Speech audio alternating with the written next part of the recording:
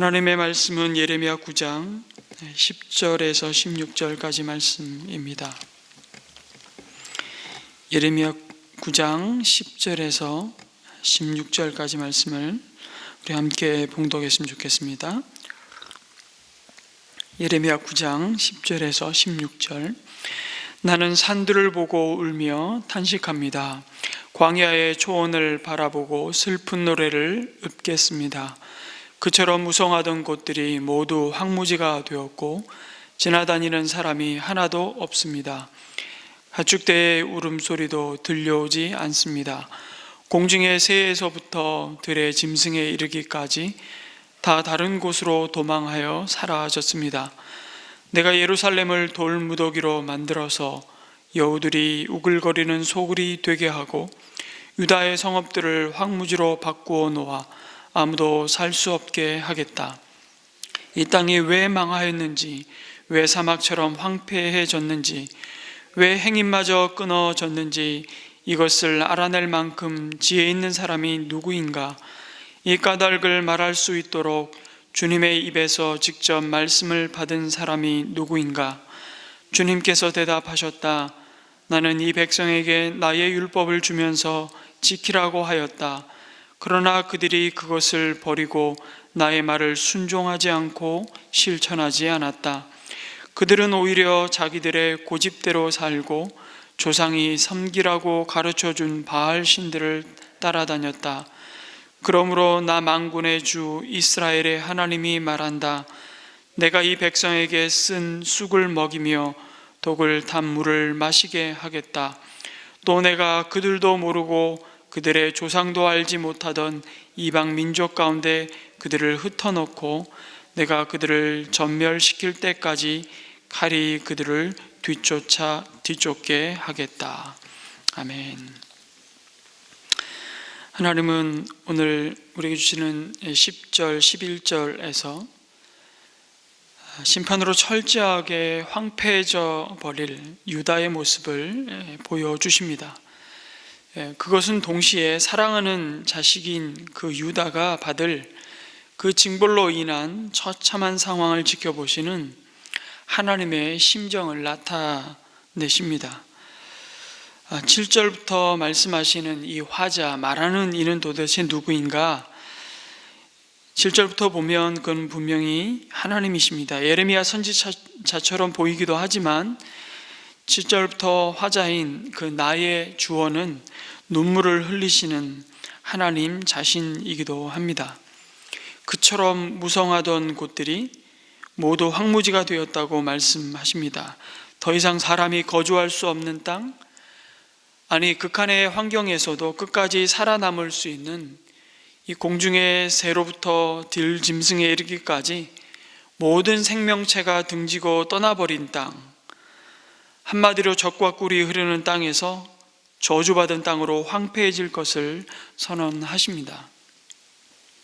인간의 죄가 하나님이 보시기에 참 좋았다고 말씀하셨던 창조 세계를 얼마나 끔찍히 파괴하는지를 보여주십니다. 유다의 죄가 두 가지라고 말씀하신 내용을 우리는 이미 보았습니다. 반복해서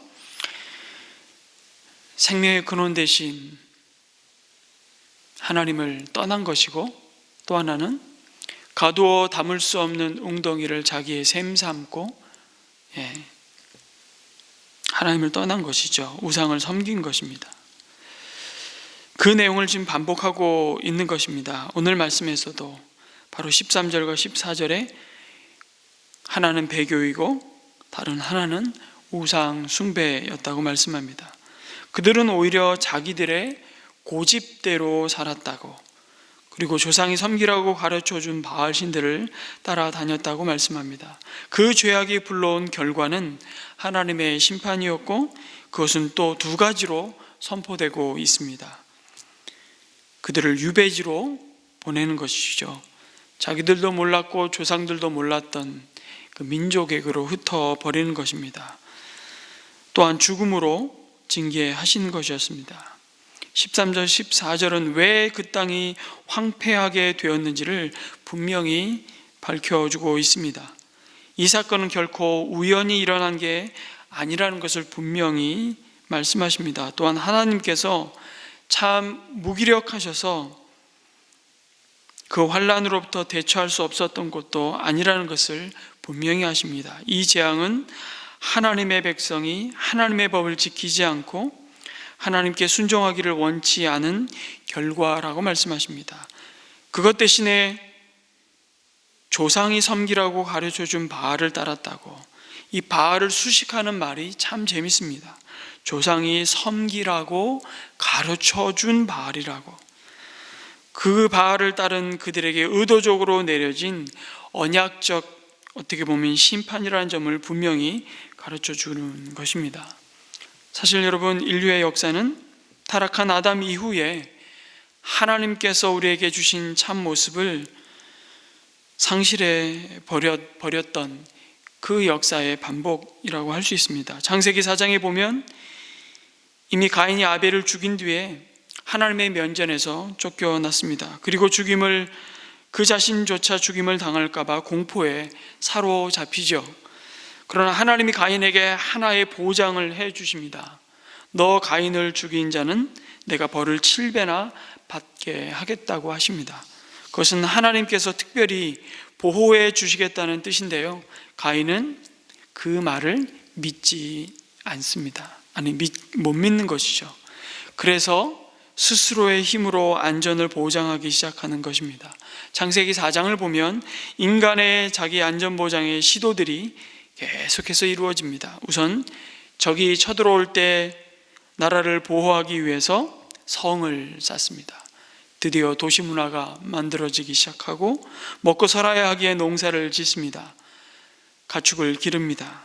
물론 사람이 범죄하지 않아도 하나님을 신뢰하고 믿어도 그것을 해야겠지만, 적어도 가인의 후손들이 이런 목축과 농업과 성을 쌓는 일을 하는 것은 모두 그 자신의 안전을 스스로 보장하기 위한 일이었습니다. 하나님의 보장을 믿지 못하여 스스로의 힘으로 보호해야 한다는 것입니다. 그러다가 나중에 어느 정도 스스로 안전이 보장되었다고 착각하기 시작하는 거죠. 그렇게 확신하기 시작하면 그 다음부터 노래를 부릅니다. 그리고 무기를 만듭니다. 더 안전을 보장하기 위해서, 남의 것을 뺏기 위해서, 이 모든 것이 하나님과의 관계를 단절하고 스스로의 힘으로 안전을 보장하겠다는 시도들이었습니다. 그리고 인류는 그것을 문화로서 문명을 이루며 오늘 이 시대까지 온 것이죠. 문화가 영어로 culture지요. 이 단어는 agriculture에서 유래된 것입니다. 그것은 땅을 간다, 개간한다 라는 뜻입니다. 그 말은 사람이 인공적으로 자연에 손을 대서 그 문화를 만든 것입니다. 이것이 자연을 변경시키는 것에서 끝나는 것이 아니라 그들이 땅을 갈고 쌓은 안전보장의 그 도구들은 숭배의 대상이 되고 하나님을 대신하고 대체해서 그들의 가치와 세계관에 가장 강력한 영향을 주었습니다. 그것이 바로 우상입니다. 오랜 세월이 지나 모세가 시내산에 올라갔을 때 여러분, 아론이 왜 금송아지를 만들었겠습니까? 그들이 애굽에서 그들의 조상이 섬기라고 가르쳐 준 게 바로 그것이기 때문입니다.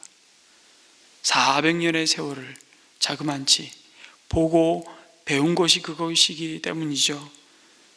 애굽 문화의 요소가 그대로 그들에겐 남아 있었던 것입니다.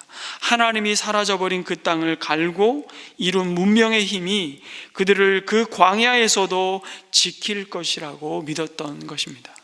참 무서운 것이죠. 그리고 또 세월이 흘러 이제 가나안에 정착한 이스라엘 백성은 여기까지 인도하신 살아계신 하나님을 신뢰하지 않고 가나안의 문화, 그 바알을 따랐던 것입니다. 오늘 우리는 어떻습니까? 오늘 예레미야를 통해 주시는 이 말씀을 묵상하면서 저는 한 20년 전에 여러 차례 압록강, 두만강 그 국경들을 따라서 북한 땅을 바라보았던 그 기억이 계속 오버랩 되었습니다.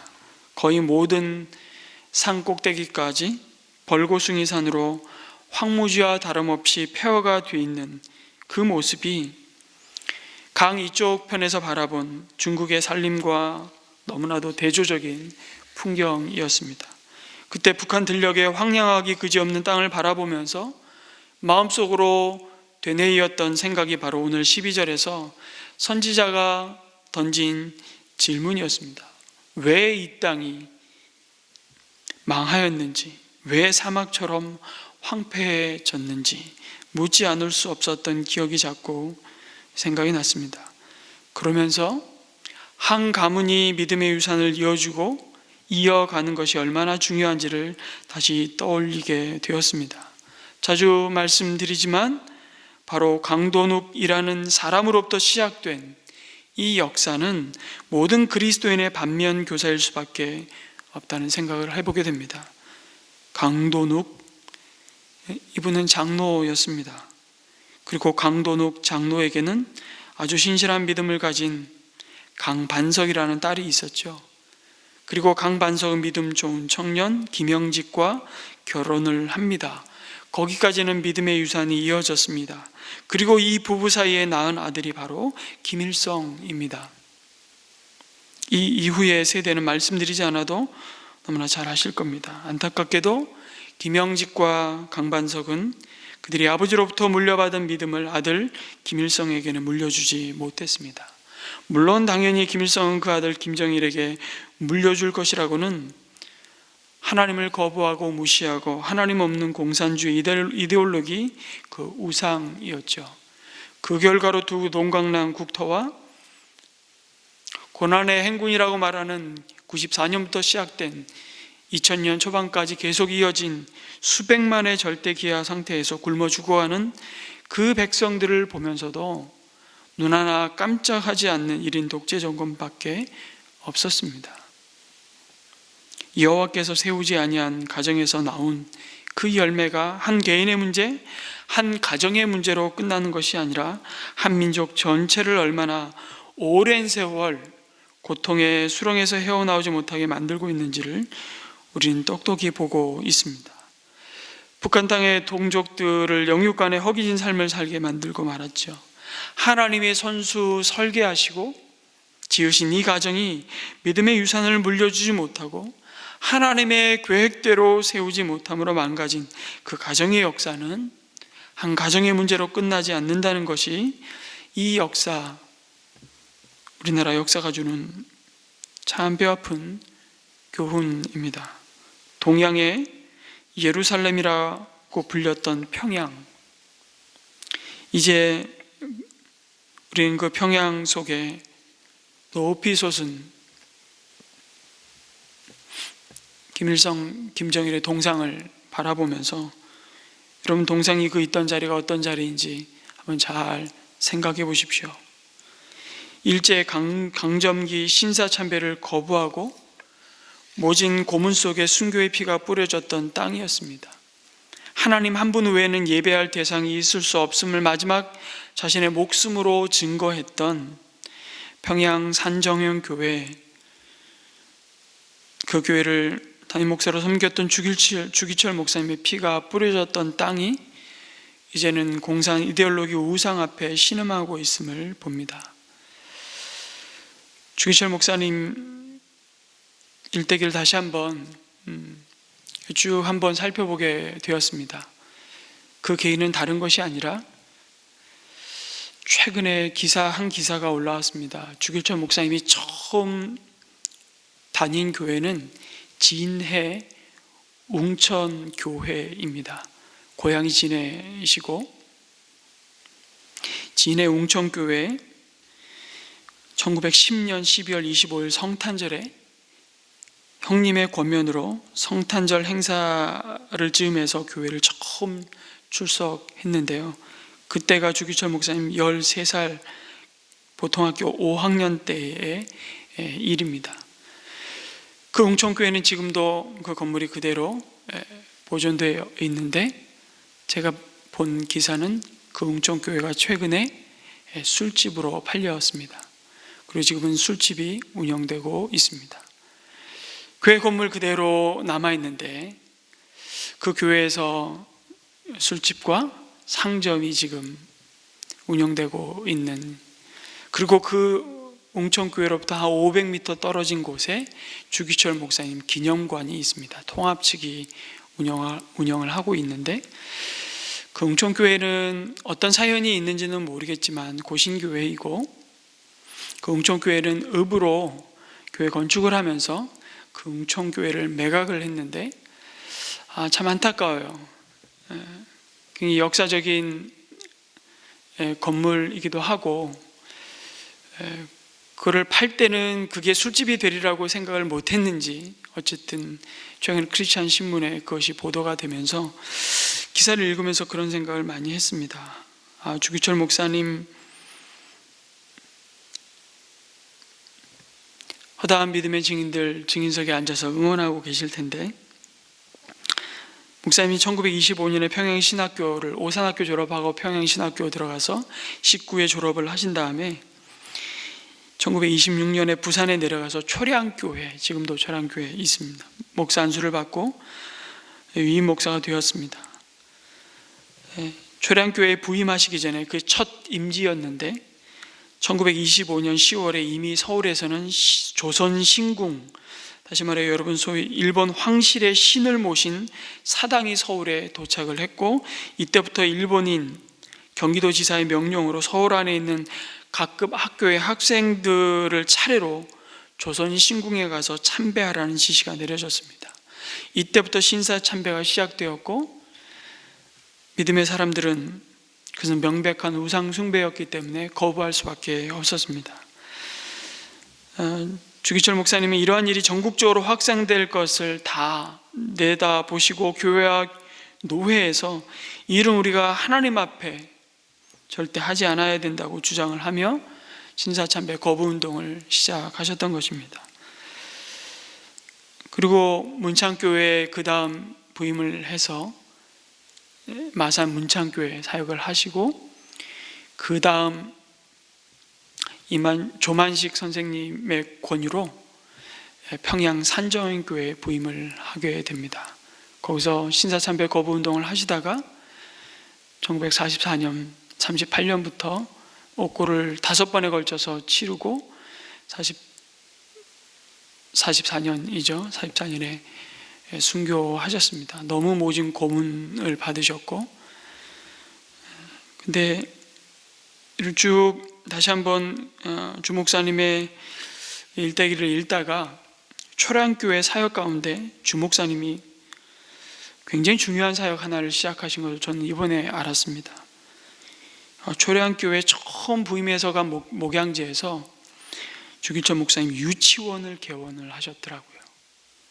그게 1931년 3월 20일, 그리고 제1회 유치원생 10명을 배출시켰습니다. 어릴 때의 신앙의 교육, 이 믿음의 전수가 얼마나 중요한지를 강조하면서 요즘도 교회가 하기 쉽지 않은 유치원을 당시에 시작하셨다는 놀라운 사역의 한 대목을 읽게 되었습니다. 저도 유치원을 못 나왔거든요. 근데 주 목사님이 이 당시에 이미 사람을 키우는 그것이 얼마나 소중한 것이, 하나님의 사람을 세우는 유치원을 개설한 일이 조국의 미래를 내다보면서 하나님께서 주신 사명으로 알고 하나님께서 주신 그 모진 황모자 같은 한복판에서 생명의 꽃을 피우기 위해 다음 세대를 믿음의 세대로 세워가기 헌신하셨던 모습을 보면서 참 새삼 깊은 감사와 함께 더불어서 기도 제목을 또 품게 되고 또 나누게 됩니다. 지금 주기철 목사님이 설립하셨던 유치원은 초량교회에서 그대로 3일 유치원이라는 이름으로 그 역사와 전통을 이어가고 있답니다. 조상이 섬기라고 가르쳐준 바알 신들을 따르게 할 것인지, 아니면 그리스도 안에서 우리를 새롭게 창조하신 하나님을 영화롭게 하고 영원토록 그 하나님을 즐거워하는 자들로 기울 것인지 그 사명을 우리에게도 맡겨주셨습니다. 기도 제목을 나누면서 오늘 함께 기도했으면 좋겠습니다. 가정 예배를 통해서 우리 자녀들이 하나님을 경외하는 거룩한 믿음으로 세워지는 은혜가 있기를 기도했으면 좋겠습니다. 특별히 우리 가정 예배 세미나를 우리 코로나 상황 속에서 더 마음을 기울여서 우리 모든 가정들이 적어도 일주일에 한 번 함께 하나님을 자녀들과 함께 찬양하고 예배하는 이 거룩한 습관을 회복하는 이것이 운동으로서가 아니라 그냥 선택이 아니라 정말 이건 마땅한 부모 세대에게 주신 거룩한 사명임을 알고 우리가 헌신하기를 원하는데 어떻게 해야 될지 너무 모르겠다 이런 분들이 너무 많아서 저희가 그 모든 가정 예배를 드릴 수 있는 것을 돕기 위해 영상들을 함께 준비하는 지금 기획을 하고 있고 곧 조만간 우리 성도님들에게 오픈하고 나누고자 합니다.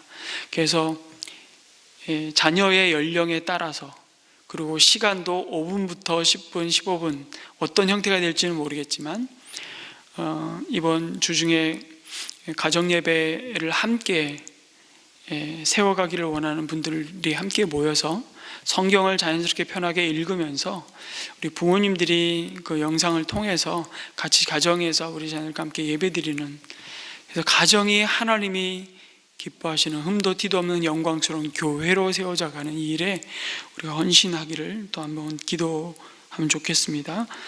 은샘초 샘물 중고등학교 신입생 모집과 입학 절차가 계속 진행 중에 있고 뿐만 아니라 우리 공립학교에 보내는 우리 부모님들도 많이 계십니다. 그 신앙의 일차적인 전수의 책임은 부모에게 있음을 기억하면서 그 교육을 공교육에 모두 일임하고 맡기는 것이 아니라 그 책임이 부모에게 있음을 우리가 기억하면서 함께 그리스도의 몸으로 세워져가는 연신과 섬김이 우리 가운데 회복되기를 또 소원하면서 같이 기도해 주시면 좋겠습니다. 오늘 목요일은 가정을 위해서 기도하는 날입니다. 우리 함께 자유롭게 기도하시고 돌아가시도록 하겠습니다.